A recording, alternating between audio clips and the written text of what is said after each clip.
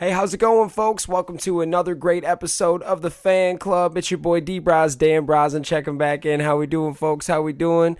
I got my partner in crime here, Jake Borland. Tell him what's up, bro. Yeah. What's up, guys? Back for another episode of the Fan Club. As you guys know, this stuff is amazing. We got a hot episode for you today. Any of you fantasy football players out there, definitely stay tuned to this one. You might learn a thing or two here today, and definitely have your notepad out, I'd say.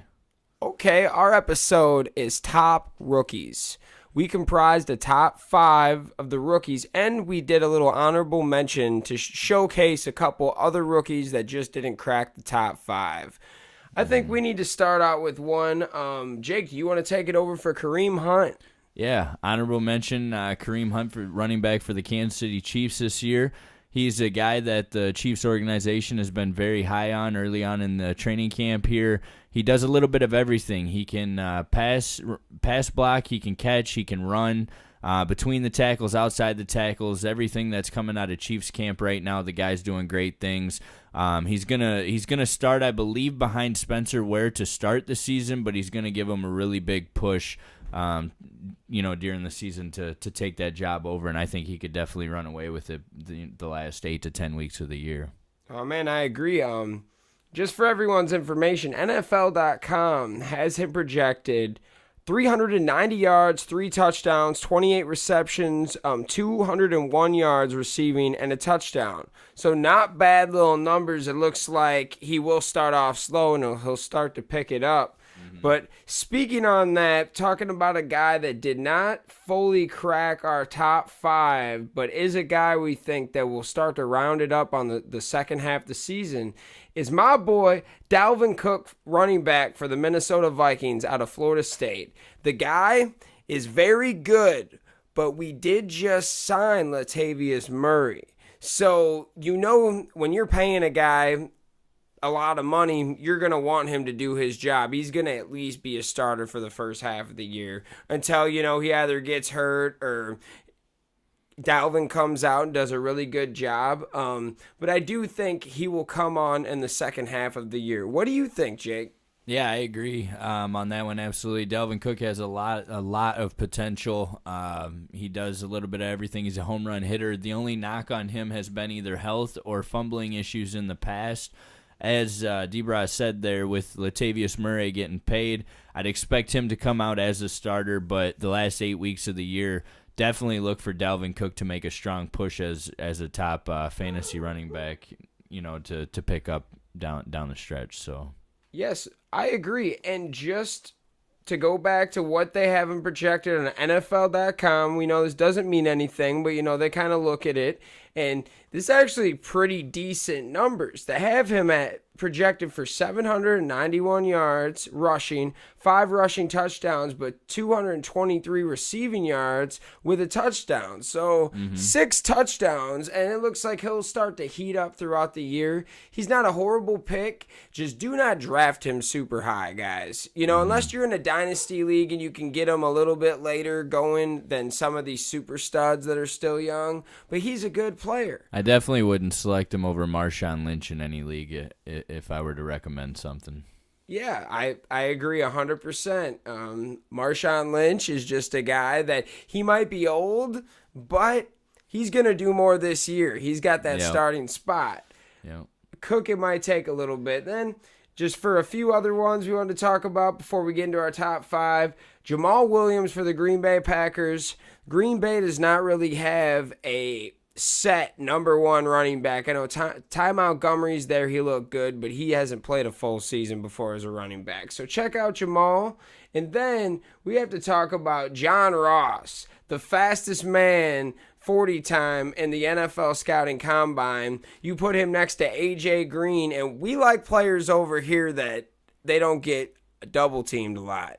Look out for him. If you can get him in the late rounds, you should pick him up. Yep. He's one of those talents where he's young, but he's playing next to a top player, so he will have some time to shine. What do you think, bro? Yeah, I agree. John Ross has speed to burn, that's for sure. And if you can get him in the open field, whether it's special teams, receiving screen passes, whatever it is, he's got the option to take it to the house on any given play. So definitely a late flyer that you might want to go with. I like John Ross. For sure, absolutely. Next, we're gonna go on to our boy Perrine. How do you say his name? Yeah, we're going. Yep. Samaje Perine, running back for the Washington Redskins, coming in at number 5 on our list this year among rookie impact players. And I tell you, the reason we put Samaje here, if you look at the Washington Redskins running backs, there's not one distinct guy that stands out. I mean, they got Fat Rob Kelly, who played good down the stretch last year, but I don't think he's an every down workhorse back. Yep. And this Samaje Perine, if he wasn't at Oklahoma splitting carries with Joe Mixon, who is one of the top talents that we'll talk about in a minute here as well, he would have been a lot more highly regarded, I feel coming out. I mean, this guy is a brick house. He put up 30 reps of 225 at the scouting combine, which is like defensive lineman type reps. I mean, his arms are bigger than my head. Oh, wow. So good luck bringing him down. He's in a great offense there with Kirk Cousins. What were the projections that they had for him, D-Braz? NFL.com has Perrine projected for 652 rushing yards, 5 touchdowns, 17 receptions for 158, 0 receiving touchdowns, though. So those really aren't horrible numbers for a rookie that just kind of came out of nowhere real quick. But I do feel that is on the low end. If he was to come in and take the starting job, like I feel like he's capable of. You're gonna go from 5 to 8 to 9. Really yeah. I see the guy maybe cracking 800 to 900, rushing yards and probably 8 to 9 touchdowns, like you said. Okay. Next, we're gonna go on to number 4 on our list. Corey Davis, wide receiver from the Tennessee Titans. Out of Western Michigan. Yeah. Corey Davis, this guy is an animal. I would compare him, and I've said it for a long time. If you watch his tape, he's similar, almost scary similar to Terrell Owens. I mean, this guy is a man playing with boys, and if you ask any of the top Ohio State defensive backs that got drafted in the top of the first round this year, they asked who the toughest wide receiver they had to cover in their college career was. Both of them, Malik Hooker and whichever the cornerback's name was, they both said that Corey Davis was the hardest cover that they had on the year. I mean, this guy is like 6'2", 220 pounds, and he's got speed to burn as well. Very physical at the line of scrimmage, and being as physical as he is, I could see him having a nice impact on his rookie year. Yes, and just to give Marcus Mariota more weapons is a great thing. We really think with the running game they have there, the receivers they're adding, the Titans could be a good team, and Corey Davis could be the perfect piece for Mariota. Mm-hmm. Okay, next we're going to move on. We're getting into the top 3, folks. Next we're moving on to Joe Mixon, Cincinnati Bengals. What do you think about him, Borland? I like this guy a lot. He's being compared to the likes of David Johnson from what I'm hearing. Cincinnati obviously likes to run the ball. They always have. They do have a few other running backs there. Giovanni Bernard and Jeremy Hill are there as well. But Jeremy Hill has proven that he cannot hold the load as an every down back. That's the reason that they drafted Joe Mixon. And Giovanni Bernard's coming off an ACL tear. He's not going to be ready for the first part of the year. Mm-hmm. I feel Joe Mixon could come in and run away with this job early and leave Jeremy Hill and Giovanni Bernard in the dust. He's a guy that does everything. He can receive, he can rush, he can block. I have high expectations for this kid, hitting every bit of 1,000 to 1,200 total yards and probably seven touchdowns on the year. Oh yeah, and NFL isn't too off from you. They have him going for just a little bit under 800 yards and 5 touchdowns, but 171 receiving yards and a touchdown. Okay. So, but if he does take over right away and show them that they don't need the other guys just for backup roles, those numbers are going to go up. Mm-hmm. I agree. And I've seen the point is that I'm seeing that a lot of these numbers are pretty modest for some of these guys they have. Next, we're going to go up to number 2. We're moving on up, boys. Christian McCaffrey, Carolina Panthers. Yeah. Now, we're Iowa Hawkeye fans, and we know all about McCaffrey from the Rose Bowl a few years ago. He still haunts our dreams and nightmares. Dude was a freak. He was like, what did he like? Return one? He caught one. He ran one on us. Like, it was like he did it all.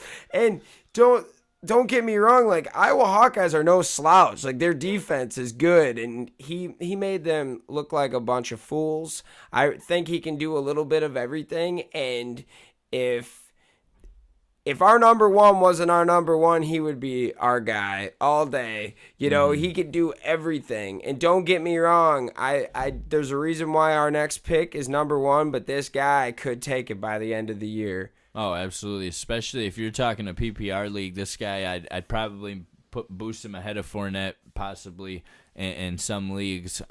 He's going to do a little bit of everything. He's going to do the return game. He's going to catch out of the backfield.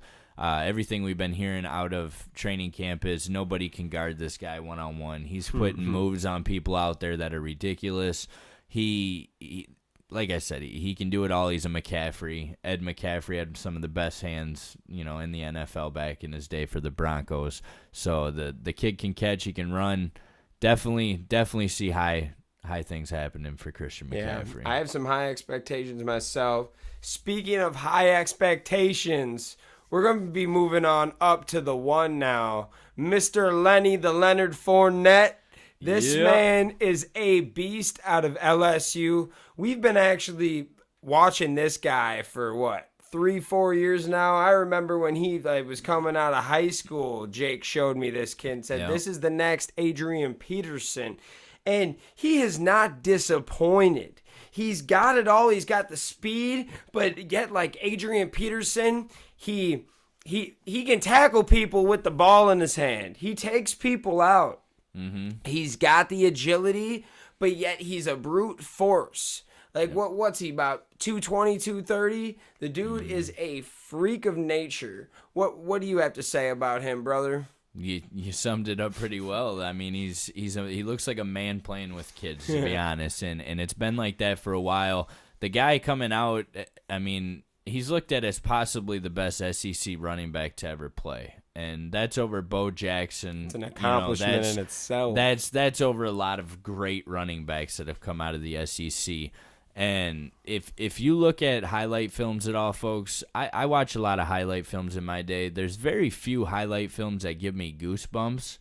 This guy's highlight film will give you goosebumps. I mean, if you watch the way he runs, and D-Braz elaborated on it, he basically tackles you with the ball in his hands. You don't want to see this guy in the open field. People have nightmares about him. I see him hitting the league by storm this year. Not possibly as well as Zeke did last year, because he's not quite in the as good an offensive situation. Yep, he doesn't have as good an offensive line. But I do see him cracking 1,000 rushing yards. Probably 10 total touchdowns this year, and really taking the league by storm, Adrian Peterson style. Oh, yeah, and I really think that this pick, it 100% helps this Jaguars team, because last year they went out and they got Chris Ivory, which, we're like, oh, okay, that's a decent upgrade from what they had the year before, and now they have a 3-headed monster, which isn't the best for fantasy, but for their team, Fournette's going to be the 1, Ivory's the number 2, and then who's the 3rd? Yeldon, yep.